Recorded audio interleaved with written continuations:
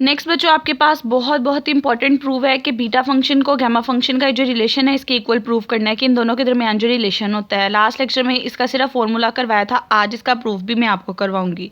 ठीक है, अब देखें आपने सबसे पहले प्रूफ के लिए क्या करना है, हम बेसिकली ए का गैमा फंक्शन लिखेंगे, उस पर प्रॉपर्टीज़ लगा लगा के उसकी सब्स्टिट्यूशन ऐसी करेंगे कि वो इस फॉर्म से इस फॉर्म में कन्वर्ट हो जाए। सबसे पहले मैंने बताया कि by definition of gamma function क्या होता है, किसी भी चीज़ का गैमा फंक्शन लेना, उसका फॉर्मूला बताया था इंटेग्रल 0 to इन्फिनिटी की पावर माइनस एक्स एक्स की पावर n-1 dx, और n पे कंडीशन होती है वो ग्रेटर देन 0 होना चाहिए। अब लाजमी नहीं है कि यहाँ पे वेरिएबल हर दफ़ा x ही आना है, वेरिएबल कोई भी हो सकता है, z भी हो सकता है, t भी हो सकता है। रिस्ट्रिक्शन जो यहाँ वेरिएबल होगा वो यहाँ पे भी होना चाहिए, वो यहाँ पे भी होना चाहिए, ये तीनों वेरिएबल होने चाहिए, फॉर्म ये होनी चाहिए, तो फिर जो इसकी पावर होती है वो बेसिकली गैमा फंक्शन बनती है। ये चीज़ आपने याद रखनी है। आपने सबसे पहले बाय डेफिनेशन गैमा फंक्शन लिखा। अब ये मैंने इसलिए लिखा है कई जगह पे ये चीज़ यूज़ होनी है। आप गैमा फंक्शन की वाली प्रॉपर्टी लिखे, जो सेकंड प्रॉपर्टी मैंने आपको बताई थी कि वो z की फॉर्म में आपके पास किस टर्म के इक्वल होता है, जब e की पावर माइनस जी एक्स आ रहा था, यहाँ z की पावर n आ जाता है। ये आपने गैमा फंक्शन की प्रॉपर्टी लिखनी है, इस प्रॉपर्टी को यूज़ करके हमने इसे प्रूव करना है। अब ये वाली प्रॉपर्टी लिखी, देखें इसको इक्वेशन नंबर 1 का नेम दे दे, क्योंकि इसी चीज़ को हमने n के गैमा फंक्शन से मल्टीप्लाई करके सोल्व करके बीटा में कन्वर्ट करना है, क्योंकि बीटा फंक्शन आपको पता है इंटेग्रल उसमें 0 से इन्फिनिटी होता है आपके पास। करने के बाद इसको इक्वेशन नंबर 1 का नेम दे दिया। अब देखें अगर मैं इस वाली चीज़ को यहाँ पे लेके चली जाऊँ, z वाली को कोई फ़र्क नहीं पड़ेगा, इसको इक्वेशन नंबर 2 का नेम दे दे। ये काम मैंने क्यों किया है, इस चीज़ को मैंने आगे सॉल्व करके एक टर्म यहाँ पे बननी है, उसकी वैल्यू निकालनी है यहाँ से। ठीक है, आपने ये वाली चीज़ जहाँ तक आपको सिंपल आपने प्रॉपर्टी लिखी और यहाँ पे दूसरी साइड पे लेके चले गए हैं। हमें यहाँ पे गैमा फंक्शन ऑफ n है, इसके साथ गैमा फंक्शन ऑफ m भी चाहिए, इसलिए मैं क्या करूँगी, इक्वेशन नंबर 1 को मल्टीप्लाई कर दूँगी बोथ साइड इंटेग्रल 0 से इन्फिनिटी e की पावर माइनस जी z की पावर m-1 dz, यानी कि मैं इक्वेशन नंबर 1 को both side gamma function of m से मल्टीप्लाई कर रही हूँ। अब देखें यहाँ पे x के साथ वेरिएबल था तो मैंने n ले लिया, m को थोड़ा चेंज करने के लिए मैंने वेरिएबल यहाँ पे z ले लिया, उससे कोई फ़र्क नहीं पड़ता, आपके पास फॉर्म सारी वही की वही बन रही है। आपने बोथ साइड इक्वेशन नंबर 1 को इससे मल्टीप्लाई कर दिया इंटेग्रल से, इंटेग्रल का मतलब यही चीज़ है। n के साथ हमें इसको गैमा के फॉर्म में चाहिए, इसलिए इसकी जगह पे इसकी वैल्यू लिखा दी है गैमा फंक्शन ऑफ m में। यहाँ पे जो टर्म आ रही थी इसको एज इट इज़ लिख दिया, इसके साथ ये वाली टर्म भी आपने लिख दी।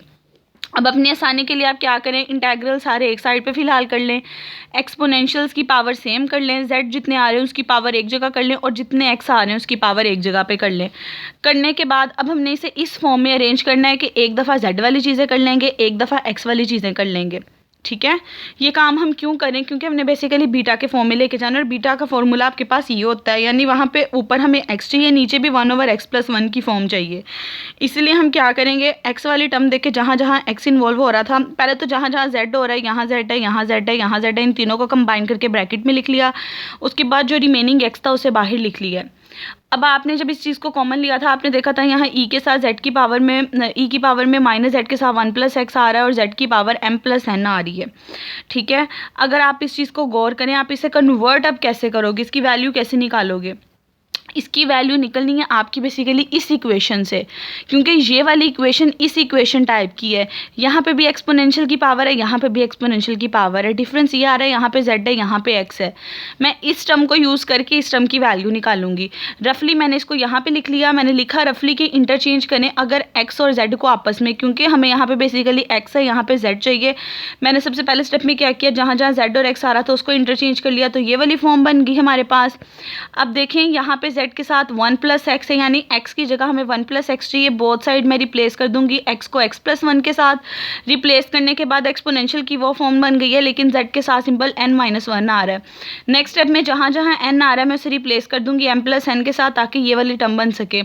जब मैं रिप्लेस कर दूंगी ये पूरी की पूरी टर्म राइट हैंड साइड पे बन जाएगी और इसकी एक वैल्यू निकल आएगी, जो कि वैल्यू ये होगी।